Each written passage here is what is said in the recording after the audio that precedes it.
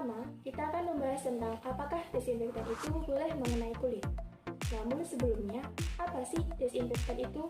Desinfektan adalah jenis cairan pembersih yang umumnya dibuat dari hidrogen peroksida, peroksida, alkohol, atau klorin yang bertujuan membunuh berbagai macam bakteri, virus, kuman, dan mikroorganisme berbahaya lainnya yang terdapat pada ruangan atau permukaan benda. Nah, mengacu pada masa pandemi COVID-19 ini, penggunaan desinfektan semakin marak, baik disemprot pada tubuh manusia secara langsung maupun yang sudah disuap menjadi bilik desinfektan. Bilik desinfektan banyak terdapat pada kantor-kantor yang masih membentuk pegawainya untuk saat masuk dan misalnya hanya terdapat masyarakat tetap berjalan. Karena penggunaan bilik desinfektan ini diyakini dapat membunuh berbagai macam virus, termasuk virus COVID-19 yang menempel di tubuh serta permukaan pakaian, tas, sepatu, atau barang yang dibawa oleh orang tersebut.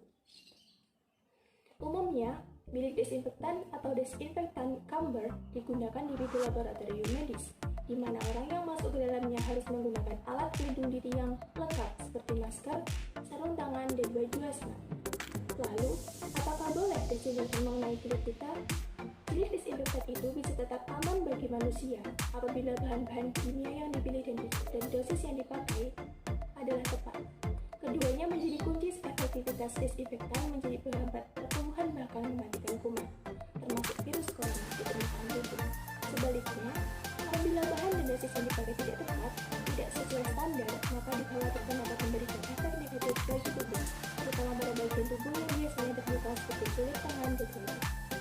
Meskipun desinfektan dapat membunuh virus yang menempel pada tubuh maupun benda mati, namun penggunaan desinfektan ini ternyata tidak dianjurkan oleh WHO, sebab beberapa kandungan dalam larutan desinfektan seperti alkohol dan klorin justru beresiko membahayakan bagi kesehatan tubuh manusia. Alkohol dan klorin ini hanya boleh digunakan sebagai desinfektan untuk membunuh virus, bakteri, dan mikroorganisme yang terdapat pada permukaan benda seperti jalanan, pagar rumah, kendaraan bermotor, perabotan rumah tangga yang sering disentuh banyak orang, dan lain-lain. Berikut bahayanya. Yang pertama, dapat bersifat karsinogenik atau beracun apabila terhirup oleh pernapasan manusia dalam jangka panjang. Yang kedua, jika terkena kulit atau selaput lendir manusia, seperti mata dan mulut, dapat mengikis lapisan tersebut, sehingga menimbulkan iritasi. Akibatnya, kuman dapat masuk dengan mudah ke area tubuh sehingga menyebabkan peradangan. Topik yang kedua adalah bagaimana sifat produk hand sanitizer dan disinfektan yang sudah jadi. Nah, hand sanitizer sendiri adalah produk pembersih tangan berbasis alkohol yang bisa berbentuk gel atau cairan. Produk ini digunakan untuk membersihkan tangan agar bersih dari virus dan bakteri. Sifat bahan dari hand sanitizer sendiri ada alkohol dan bahan kimia lain, aloe vera, dan cuka. Alkohol memiliki sifat mudah terbakar dan berpotensi menyebabkan iritasi. Aloe vera mengandung sifat antivirus dan antibakteri. Dan yang terakhir, cuka. Cuka memiliki rasa asam dan bau yang kuat. Nah, saya akan menjelaskan masing-masing dari sifat bahan kimia yang ada di dalamnya. Yang pertama, alkohol dan bahan kimia lainnya. Bahan utama hand sanitizer adalah alkohol. Secara kimiawi, alkohol terdiri dari molekul-molekul yang terbuat dari karbon, oksigen, dan hidrogen. Konsentrasi alkohol pada hand sanitizer dimulai dari 30%. Alkohol merupakan cairan yang digunakan sebagai antiseptik yang berfungsi menghambat pertumbuhan mikroorganisme, berwujud cair pada suhu kamar, dan mudah larut dalam air. Memiliki titik didih yang tinggi pada suhu kamar dan mudah terbakar. Nah, yang kedua yaitu aloe vera. Bahan tambahan lainnya yang bisa digunakan adalah aloe vera. Apabila digunakan untuk hand sanitizer, lidah buaya dapat membantu menjaga kulit tetap lembut dan lembab. Gel lidah buaya dapat digunakan tergantung pada penggunaan. Gel sering dapat meninggalkan residu lengket, sedangkan cairan lebih cocok untuk versi semprotan. Yang ketiga, cuka. Cuka sering digunakan dalam formula pembersih rumah tangga berkat kemampuannya untuk melarutkan residu dan menetralkan bau. Beberapa penelitian menunjukkan bahwa tingkat keasamannya yang tinggi dapat membantu membunuh bakteri, menjadikannya disinfektan yang efektif. Nah, yang kedua yaitu disinfektan. Kebanyakan disinfektan mengandung bahan kimia keras dan beracun, seperti hidrogen peroksida, alkohol, atau klorin, sehingga dilarang digunakan pada kulit atau tubuh manusia atau makhluk hidup lainnya. Jadi, saat menggunakan atau terpaksa disemprot dengan disinfektan, usahakan mata dan mulut selalu tertutup rapat. Nah, disinfektan sendiri mempunyai sifat-sifat bahan, yaitu sodium hipoklorit, memiliki sifat korosif sehingga dapat membakar kulit. Yang kedua, hidrogen peroksida, tidak berwarna dan tidak berbau. Yang ketiga, cairan pembersih lantai, bersifat korosif sehingga dapat membakar kulit. Nah, saya akan menjelaskan masing-masing dari sifat bahan dari hand sanitizer. Yang pertama, pemutih pakaian atau sodium hipoklorit. Biasanya, kadar kekuatan 5,25 hingga 6,15% sebagai disinfektan atau zat pemutih. Senyawa dalam larutan tidak stabil dan mudah terurai, membebaskan klorin yang merupakan prinsip aktif produk tersebut dan bersifat korosif. Yang kedua, yaitu hidrogen peroksida. Hidrogen peroksida 2-3%. Jika tidak menemukan, bisa diperoleh dari cairan pemutih pakaian. Zat kimia yang berbentuk cairan bening, tidak berwarna, dengan tekstur sedikit lebih kental dibandingkan air. Selain digunakan sebagai pemutih, hidrogen peroksida juga dapat digunakan sebagai antiseptik pada luka. Nah, yang terakhir yaitu cairan pembersih lantai. Cairan pembersih lantai memiliki bahan yang lebih aktif rendah dari cairan pemutih. Dengan demikian, dalam membuat disinfektan dari cairan pembersih lantai ini dianjurkan perbandingannya tidak jauh berbeda antara cairan pembersih dan air. Topik selanjutnya akan dilanjutkan oleh teman. Lalu saya akan menjelaskan tentang bagaimana cara pembuatannya dan meninjau keamanan saat pembuatan hand sanitizer dan cairan disinfektan. Yang pertama, saya akan membahas tentang cara pembuatan hand sanitizer. Kita bahas ada dua, yaitu dengan bahan aloe vera dan juga standar WHO. Lalu saya akan menjelaskan tentang bagaimana cara pembuatan hand sanitizer menggunakan bahan gel aloe vera. Bahan dan alat yang dibutuhkan yang pertama adalah 2/3 alkohol isopropil 99%, 1/3 atau 92% gel aloe vera, lalu 8-10 tetes minyak atsiri untuk menambahkan aroma, wadah, sendok, mangkok, dan juga selotip untuk penamaan. Untuk pembuatannya, siapkan mangkok dan sendok untuk medianya. Lalu yang kedua, tambahkan isopropil etanol dan juga gel aloe vera ke dalam media. Lalu tambahkan 8 hingga 10 tetes minyak atsiri untuk menambahkan aroma.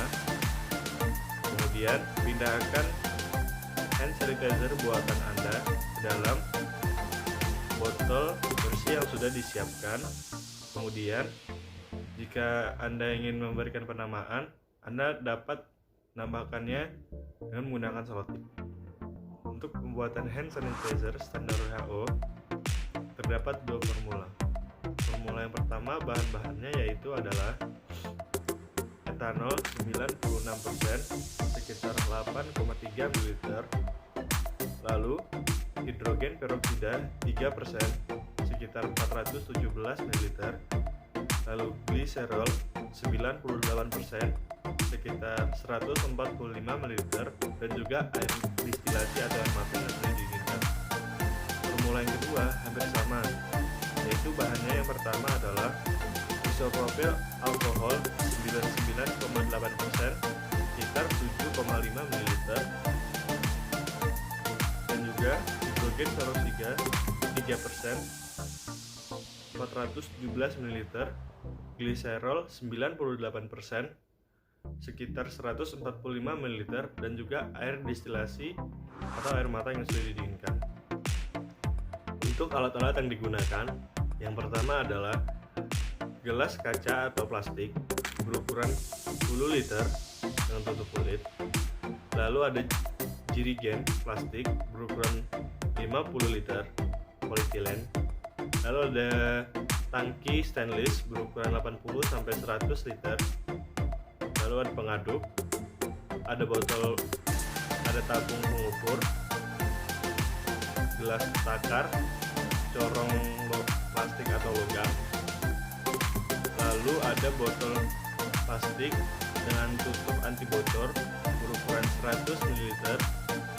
Lalu botol kaca atau plastik berukuran 500 ml dengan tutup sekrup. Lalu yang terakhir adalah alkohol meter.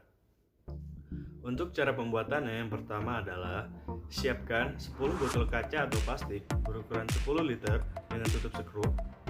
Lalu siapkan formula yang digunakan. Lalu tambahkan hidrogen peroksida ke dalam jirigen dan juga tambahkan gliserol ke dalam jirigen. Gliserol ini memiliki sifat yang kental dan lengket terhadap gelas ukur.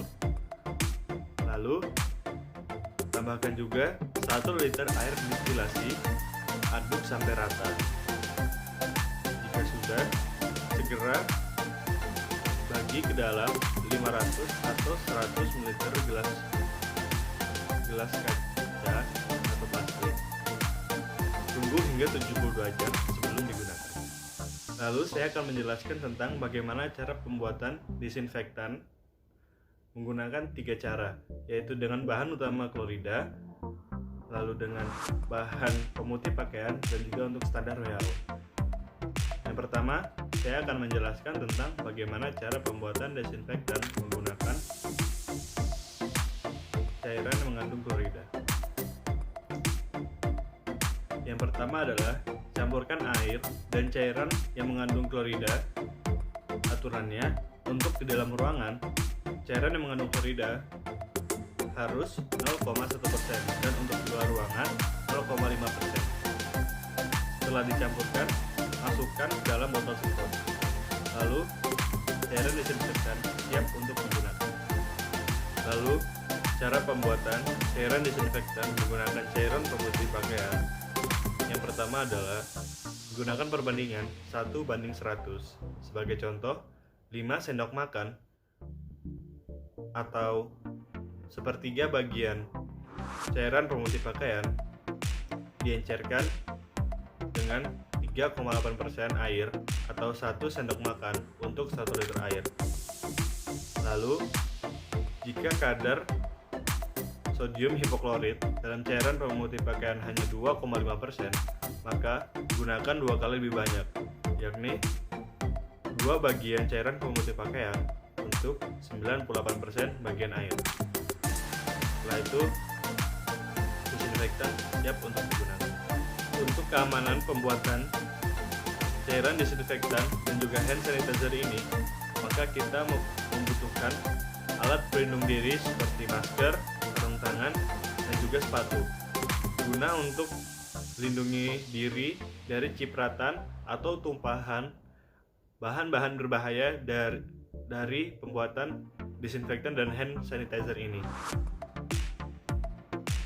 yang dapat menyebabkan gangguan pernapasan dan juga iritasi pada kulit. Sekian dari kami. Wassalamualaikum.